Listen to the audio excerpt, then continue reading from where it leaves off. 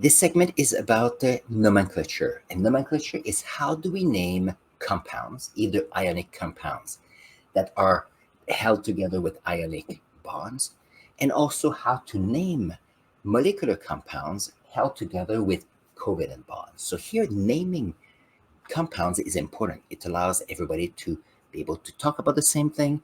And then when you hear a name, you have an idea of the chemical formula. Or if you see a chemical formula, you can see the name so others can understand what you're talking about.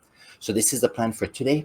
We're going to start with the ionic compounds and nomenclature, and then we're going to move to molecular compounds afterwards. So let's see what we've got. So the first thing to keep in mind, and I'm going to put my favorite periodic table. So when we want to get information about compounds, the best place to go is our periodic table. And I'm going to take a moment and put the English version here for you to see. Perfect. So we have done a video on the periodic table and what information it has for us. So here we have on the left side the alkali metals. We have the alkaline earth metal here. In the middle, we have we call them the transition metals. And then if you go towards the right, we have here the noble gases. And right here in the green, we have what we call the nonmetals. So here, when we think of an ionic compounds, this is the first distinction. An ionic compound is made of one or more metal ions with one or more non-metal ions. So that is the first thing here. So let's look at an example to start with. So let's see. So when you have NaCl like this, or you have MgO like this, or you have, let's see if I can, Le2S like this, why not? And we have K3N. I think we're going to start with these four. So here, let's see if I can put the two images together so we can see. Oh, perfect. Look at this. So when you have sodium, sodium is located, it's located right here. So here you have an example of what it looks like. So sodium is related right there. We have magnesium that is right here. You can see the Mg here for magnesium. We also have lithium and potassium. So we have lithium, which is located right here, and potassium that is located right there. These are what we call metals. Now, with those metals, we have chlorine, oxygen, sulfur, and nitrogen. Where do we find those? So if I look on my periodic table, and if you want a bigger example, so there you go. We have nitrogen that is right here. So you can see here with the symbol N. We have oxygen right here. We have chlorine right here. And we have sulfur right here. So we have on this side what I call, so let's see, I have ionic compounds. And the reason for that is that we have a metal and a non-metal. So that's the key part here. So how do we name those? In order to name about an ionic compound, we always start with the metal and then we go with the non-metal. So let's see how it goes. So we have, oops, look at this. It happens. So here the first metal is sodium. So we have sodium. Sodium what? We have here chlorine. So here what is interesting, some people say, well, we have chlorine like this, but when we are naming a compound, we're not using the word chlorine because chlorine refers to an element. We are changing the ending to end in IDE. So here we have sodium chloride. Here for the magnesium and the oxygen, we have magnesium, which is the metal. So let's see if I can write it at the top here. We always start with the metal, and then we have the non-metal. We have magnesium here, and then we have oxygen. So oxygen is the name of the element. In order to have the nomenclature or a name, we want it to end with IDE. So what it ends up being is like this: magnesium oxide. That means here that we have magnesium and oxygen. We have two more. Li means lithium. Lithium what? We have here sulfur. It becomes sulfide. Sulfide. Like this. And here we have potassium and nitrogen. And here we have potassium. Potassium what? Potassium, we have nitrogen. We want it to end with IDE. It becomes nitride. So here we have potassium nitride. Now, you have to keep in mind that the metals that I've used so far are part of the alkali earth metals and the alkaline earth metal and the alkali metal. So if you look here, that means the first two columns right here. So these always have the same charge, because when you have ionic compound, you are working with ions. And the ion here of sodium is always a plus. With magnesium, it's always 2 plus. Lithium and potassiums are always positive. When we have here the non-metals, so here the metals are givers of electrons, the non-metals want to receive electrons. Chlorine is a halogen. It will accept 1 electron. Oxygen will accept 2 electrons. Sulfur, 2 electrons. And here we have nitrogen that will receive 3 electrons. So these are what we called neutral molecules, because a plus and a minus has an overall charge of 0. 2 plus and 2 minus, an overall of charge of 0. Here we have lithium that is plus 1, but because there are 2 lithium, we have a total of 2 positive charge that will neutralize with the 2 negative of the oxygen. And here we have nitrogen that has a -3. In order to get 3 electrons, it will get 1 electron from 3 of the potassium to be able to become neutral. So here I'm going to see if I can put a card here, or to be a video at the end. I will explain what are ionic compounds, so that some of you can, if you need some refresher, to know how come some of these metals have a positive charge and why non-metals have negative charge. So that's something to keep in mind. And that's the first thing we need to know about ionic bonds. Now, there's another group of metals that we have in our periodic table. So when you have a periodic table here, you have what we call the transition metals. So the transition metals are interesting because sometimes they can have different positive charge as ions. So let's see, what does it mean? So I'm going to focus today on copper right here, and I'm going to focus on iron today. So keep that in mind. These are the two that I will look into. So let's see if I can make a note on the board.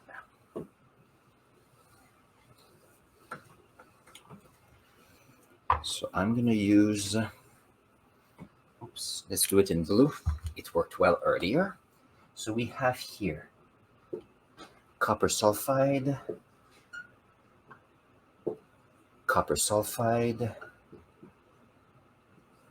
an iron oxide, and an iron oxide.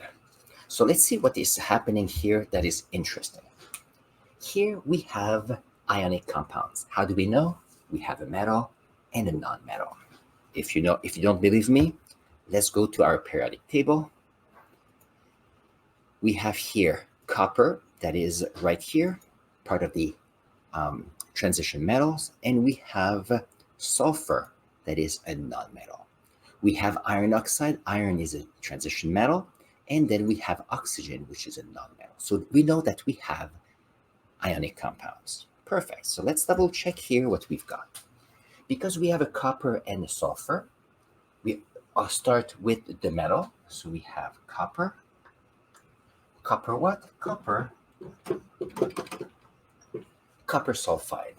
I know that this is sulfur, but when we use nomenclature, we want to finish with IDE, like this.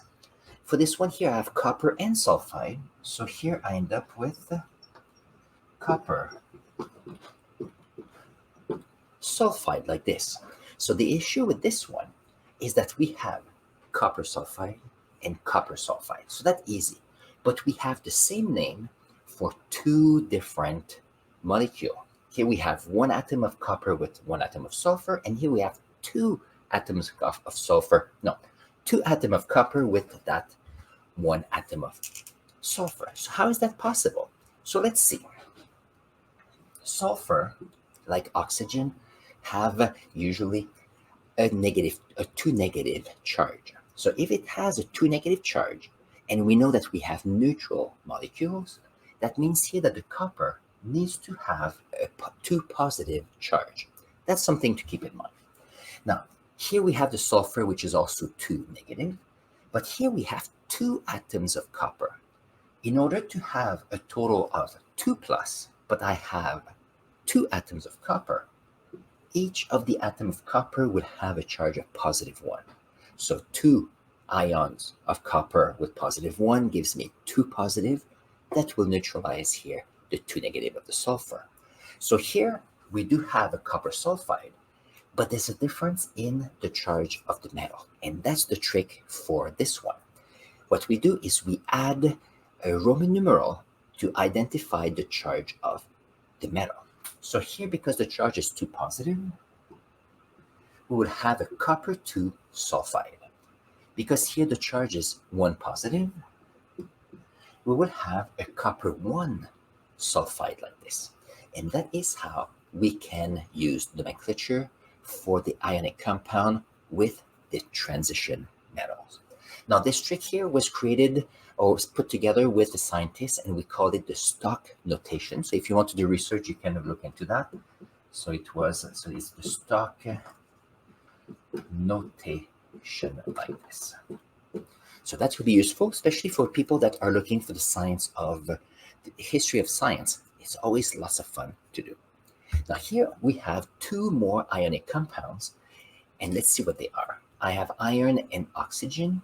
Therefore, I have iron oxide. We have here iron and oxygen. I have iron oxide as well. Okay, the interesting thing that we have here is that we have two compounds that are called the same, iron oxide, but we have two molecules that look completely different. So here there's an issue with the naming. So here we need to figure out how we can differentiate them. So let's see. We know that the oxygen has a 2 negative charge, and that's for the basis. So when we start chemistry, if it has a 2 negative charge, in order to have a neutral molecule, we need a positive 2 charge for the iron. So this is great because 2 positive and 2 negative gives us a neutral molecule. So here, as we did with the copper sulfide, we have the iron that has a 2 plus, and to follow the stock notation, we have here iron 2 oxide. Now the question is, what is the charge of the iron here? So let's see. If I have the oxygen, we know it's 2 negative. Now the interesting part is that because I have 3 oxygen, so 3 times 2 negative, I have somehow 6 negative charge from the oxygen. That means that if I want a neutral molecule, I need to have 6 positive coming from the iron. But because I have 2 iron ion, then that means that each of the iron ion would have a charge of positive 3, because 2 of those will be 6 plus, and then 6 plus and 6 negative will be able to even out. So that's a great thing. So now we know that the charge of iron is 3 plus, and therefore we can put a Roman numeral here. So this is what we call iron 3 let's start again. Iron 3 oxide compared to this one, which is iron 2 oxide. And that helps us here with the copper 1 oxide. It's not the number here that we are interested in, it's the charge of the metallic ion. And here I have a copper 2 sulfide because the charge of copper is 2 positive.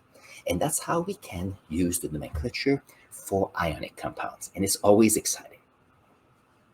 We have here someone who just put a good morning. So good morning, John Kakger. Voila. Welcome to our live today. If you have any questions about science, don't hesitate to put them in the comments below, and we can be able to answer your questions. But before we end this segment on ionic compound, I just want to have a quick review. Here we have these words that ends in ID. Can we make a list of these words to help us? And before we go, let's see if we can go back to our periodic table. So let's see. Perfect. So I'm going to just erase this portion right here.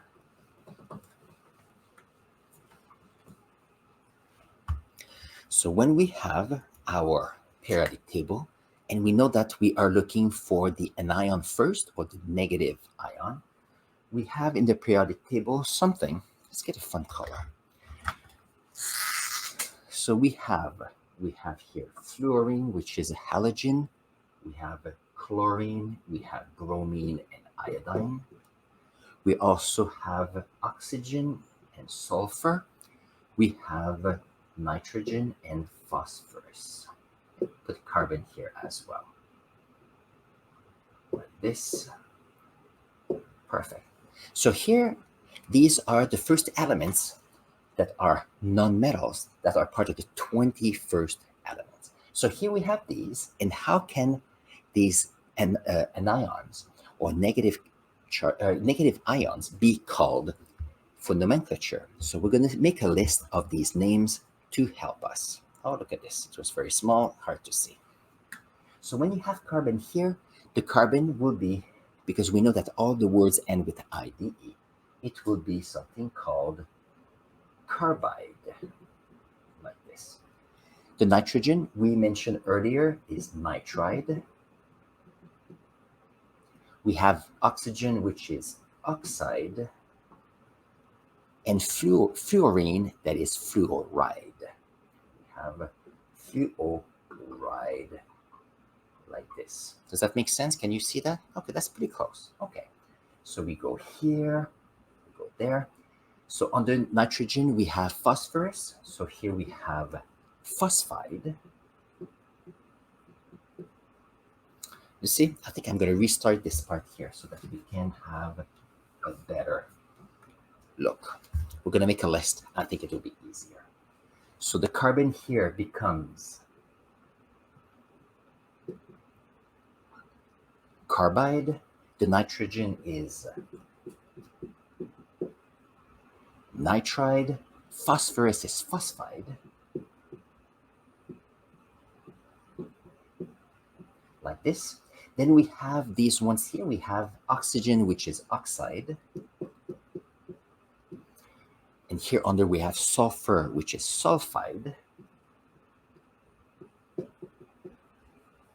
And as you can see, we always have the ending that helps us realize that it is part of the name of a compound. So let's see if we can look at the halogen here. We have fluoride, we have chloride, we have bromide, and we have iodide. So when we are naming ionic compounds, we always start with the metal, and then we follow with the non-metal. The metal, it keeps its name, so lithium, lithium oxide, and every time we have our negatively charged ions, our non-metals, they all end in IDE to have something that is always the same to help us. And that, I hope, will help you understand how we put the names together for the ionic compounds. And guess what? In the next video, I'm going to show how these can actually help you with naming molecular compounds. And that will be the next video. On this, I'm going to put here a link to a video related to what are molecular compounds. I'm going to put it here. So if you have more questions, you can see that question. You can have your questions answered right here.